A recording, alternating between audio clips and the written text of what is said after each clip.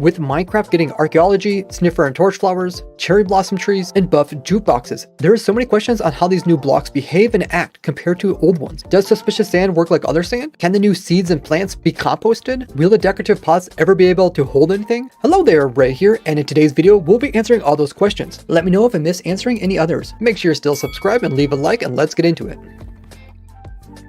So at this height, the sand that's normal will actually duplicate through the end portal. But suspicious sand, when it's dropped, it looks like it splats here. But let me show you what it looks like from the other side. So the normal sand comes through and it'll actually duplicate. Alt key will throw in the suspicious sand. And you can see, even though it looked like it splatted on the overworld, it comes through, it doesn't duplicate, but you actually get the entity over here. In case you really want to move suspicious sand into the end dimension, it's possible. So since suspicious sand falls like a sand entity, if we drop it onto some bubbles, which come from this bubble elevator, you can see actually it will just bounce there, just like any other sand would, but over time it would eventually pop off. Oh, looks like it actually popped off and dropped something. Pick it up. Oh, it actually dropped a suspicious sand. So I guess you can get it as a block that way. This can also be done by dropping it into something that stalls it. If you look at the data of a real suspicious sand, it has a loot table seed, tells where the block is at, what type of block it is, and the loot table is for the archaeology desert well. So the block itself doesn't know what exactly is inside of it, but does know what table to get its loot from. So in a desert temple, if we go ahead and place all the normal sand with glass, we can see this area of the temple actually had sand that was filling in this entire area. All this was sand in here, and by filling it with glass, we could see that inside of it, we had some of it being suspicious sand. The item always comes out on the side that you're closest to, so it can go on that side, and then it comes back on the side because we moved to the side. And then if you stand on top, you can make it come out the top. Pots themselves can be waterlogged, similar to like chest, and the size is the same, so you could use them to like align items or like item storage. But it seems pots are kind of special. When you move the block beside them, it doesn't actually update the water, so it continues to flow one direction. This could be a bug. If you compare this to like a chest, when you remove this block, the water flows that way too. Water will actually remove these vegetation, but won't move the suspicious sand. And pots aren't also affected by it. Sand always needs some type of support, otherwise it will fall and break, but the pots can float in midair. For the torch flower and petals, they do need some type of dirt type of block in order to be placed on top, so they can't be placed on like sand. If we look at these two plants with F3, we can see they're actually different blocks in the game. This one's called a torch flower crop, this one's just called a torch flower. And looking at the suspicious sand in F3, you can see there is quite a bit of information on the side, including the name, the amount of dusted it is. The more you right click on it, the more dusted it comes. It also has the property of being able to have dead bushes placed on top. It is considered like a sand, similar to like red sand. It can be replaced with skulk, bamboo can be placed on it, as well as azalea. And if we use F3 plus I, we can see the properties it has. If you use block data to look at a pot, it'll actually tell you the different types of shards which are put together in order to make it.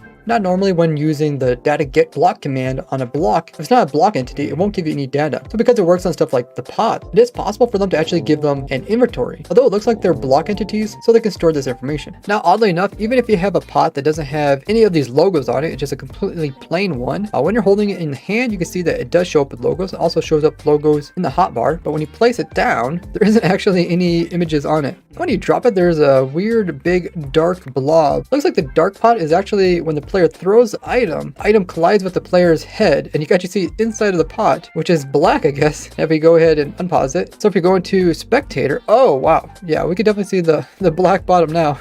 I don't know if that was intended to be textured. Maybe they'll actually add something so you can see something inside. This could indicate that the pot might hold something in the future. For the F3 menu, all it does is it tell you that it's a decorative pot and what direction it's facing, and if it's waterlogged or not. The decorations on the pot don't actually produce any redstone signal. The buff jukeboxes are really crazy, so I'll be doing a whole different video just dedicated to them, including showcasing this amazing disc sorter and automatic disc farm. Now, since the decorative pot is not a full block, doesn't suffocate mobs, let's go ahead and try the suspicious sand, and it is like a solid block, it does suffocate them. Let's go ahead and try to put redstone through it, and yep, it just acts like a normal block, which also means it cuts off redstone dust, where the decorative pot does not. The cool thing about these decorative pots is that you can put a flower pot on top of them. It does have a little bit of Z fighting going on currently. but then you can always place in whatever type of vegetation on top of that, and it kind of looks like it's growing out of the pot. Alternatively, you could just come in and place like vegetation directly on top of it. It would be cool if you put like a full-size azalea on it instead of a little one. We could use commands to do this, but this isn't really possible in survival. Now let's see if we can actually place these blocks beside a cactus. For the suspicious sand, let's try to place the cactus on top, and you cannot actually place it there. You can place the petals, you can also place in the torch flower, but suspicious sand will actually break it off. Pots themselves also have some collision, which is typically what the cactus looks for. Lines and paintings still work on these. Bone milling in other biomes will produce normal vegetation, but bone milling inside of a cherry blossom biome will produce their unique pink petal flowers. You can get these on Skyblock just by having the biome. More detailed information about the pink petal in this video here, including an entire automated farm. Currently you can't use like the log as fuel, but you can use the cherry planks. Also, logs can't be used as charcoal. This might be a bug. Now when it comes to the suspicious sand, it doesn't actually cook, unlike normal sand. And none of the new blocks actually put off any light. Because the suspicious sand is solid, it doesn't let light through, but something like the decorator pot does. Let's go ahead and try to pull the suspicious sand, and it can't actually be moved. And if we try to push it, it just breaks off. Which means you cannot also pull the suspicious sand with slime blocks. It completely ignores it.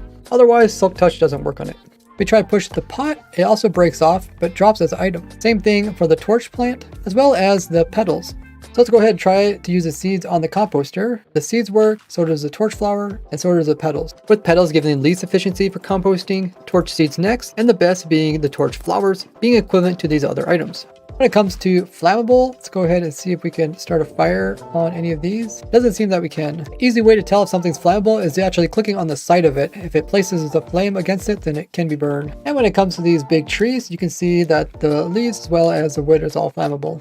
Currently, the torch flower isn't even considered a flower. We can see this in the F3 screen, so bees can't get like nectar from it. Or the pink petals are actually considered flowers, so bees could use those. Now, if you would grow it up and then use a fortune axe on it, it doesn't actually give you anything extra, nor does the small seeds. Now you can use Silk Touch on the leaves. You can also use Fortune on them. You get a higher chance of them dropping something like sticks or saplings. All the different tree products work just like the other tree products, which means you can actually start fires up against all of these different types of wood and they'll burn. Like other saplings, you can get the new cherry saplings from Wandering Traders. The new cherry leaves are also considered flowers, just like azalea leaves. That means bees can actually use them. I'll be going into more detail about cherry trees and how they work when I showcase this crazy automatic cherry tree farm.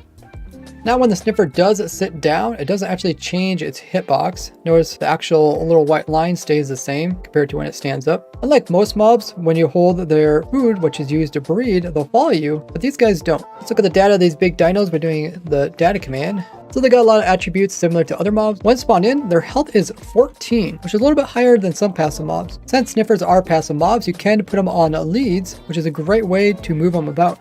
I talked more about sniffers and them digging up torch flower seeds, as well as how you can automate the process of getting the torch flower in this video here. Now check out this playlist all about other crazy glitches discovered in 1.20, or this one on different secrets in the game. Thank you all who joined my live streams. It's so much fun interacting and testing out all the newest things when the Snapchats come out. You guys can join me in playing in this world every Wednesday, Friday, Saturday, and Sunday, where I live stream, and you can learn about the server IP on my Discord. Look forward to new videos about 1.20, and thank you all for watching. I'll see you guys next one. Bye bye!